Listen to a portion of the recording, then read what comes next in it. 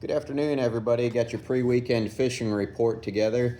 The lake's gone up a little bit. We've gone up about a foot this week. We had some rain showers on Monday, rain showers yesterday, and a little bit of rain this morning. We're not pushing up a lot of water, but it has come up some. Looks like Sand Island is losing a lot of its sand. There's still a little bit of areas that the people that aren't out fishing can go out there and enjoy still, but it's going to be disappearing quick if we keep getting these little rain showers. But it's been rain that we've been needing, so losing a little bit of sand might be an inconvenience, but all the boat ramps and launches and all the marinas have good access still. We're pushing about 558. It's not what I would call high water. We're just still sitting about normal, so it's not too bad at all. Been still catching a lot of fish, same technique, so I'm not going to really go over a lot of the technique. Just a lot of times split shot weight, pitching a bait out behind the boat, or dropping a 4-ounce weight swivel leader line straight down 35 to 45 foot. Have been catching some in the 55 to 60 foot range lately. Kind of want to focus more on more refined ways that I'm doing things.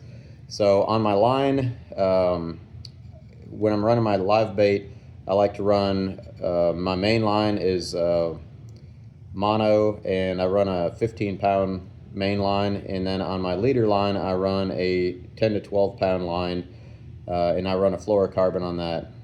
This lake, sometimes they'll say, I went and got the shad, I went and got the shiners, I went and got this and that, and I was on fish, couldn't get them to bite.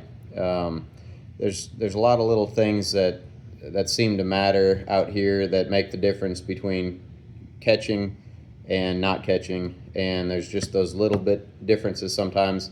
I could sit right next to a boat that we both have the same bait. One boat might be catching more fish than the other boat. Sometimes it's those little differences, and those little differences is where you need to pay attention. Hook size is very important. If you're running a 3-inch bait, whether you've got a threadfin shad or you're going and getting a shiner from one of the local bait shops, or ordering them from Anderson's, you got a 3 to 4-inch shiner, you don't need a really big hook. What I'm running a lot of times is I'm going to be running a pretty small hook, like some of these hooks right here is like some of the size hooks that I'm going to be using. And these are, when people see these, they think, wow, that's small, that's a trout hook. See how small that is? That's the size of hook that I use, and I've caught up to 30-pound fish on these things. But sometimes it's just that little bit makes the difference right there. Having too big of a hook on there, when you're live bait fishing, or if your leader line's just too big, you're going to have some problems. You can't present the bait as naturally as needed. They want to chase these baits, so it's going to be a fleeing bait. So if you have it bogged down with a heavy line or a big hook, they're not going to really respond as well. So just kind of pay attention to those little details if you're running the live bait. When I'm casting artificials, I run braid on my main line, and then I tie a double uni knot, and then I usually tie about 40 inches of fluorocarbon leader line, and then I tie my lure onto that. I've been using some Moark lures lately. They're locally produced bait, and those swim baits is what I've been using when I'm casting that's surfacing fish, or fish that are chasing bait. I don't actively really jig a whole lot. I know that's pretty popular these days with the live scope, but I'm just targeting active fish that I see out there surfacing, or if I see them on my graph, down 10, 12 feet, I'll cast out, let it sink down a little bit, and then I'll reel it, and I vary my speed. Not catching a lot of stripers doing that right now, but I'm not really just targeting the stripers doing that. I am, however, catching some hybrids, walleye, white bass, and caught several nice largemouth today. If George is watching this, I can have him put a link below of the lures that I've been using. He's got a lot more information on that stuff, but it's something that normally I've been using those Storm swim baits. I really like these swim baits, and I've had about 6 or 8 fish on them so far on each of the colors that I've been running, and seem to be holding up so far. Another thing to look at, a lot of guys say you don't want to do the live scope, stare to screen. You don't have live bait or want to have live bait, and you want to learn the lake, trolling. If you got downriggers or no downriggers, trolling teaches you a lot about the lake, teaches you a lot about the water. You can kind of see a lot, learn a lot about where the fish are at.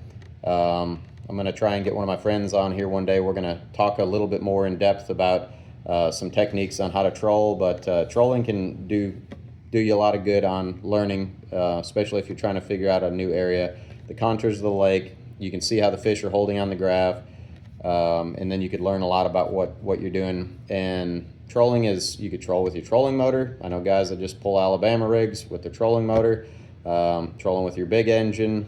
If you can get your engine down 2.5, 2.3 to 2.7, maybe somewhere in there, give or take.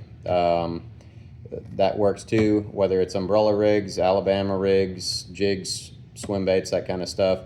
They can be very effective as far as that stuff goes. So there's a lot of different options. I mean, I've got my way that works for me. There's other guys that's got their way that works for them. You know, we can all kind of figure out stuff that maybe works for everybody. But anyway, that's just a couple different things that's been working here lately.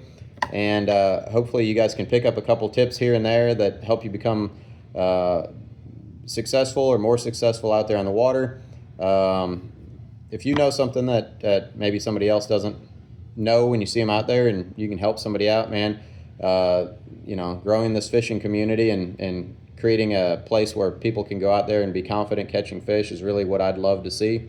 So if you can help somebody else out, just go for it. Be nice and courteous to one another, give each other space out there on the water, and hope you all enjoy it. If anybody has any questions, just shoot me a message or drop a comment down below. It's kind of a long one this week, but I just had a lot of things that I just kind of wanted to go over for y'all, and hopefully if you all made it through it to the end of this, I sure appreciate it. And have fun out there, be safe.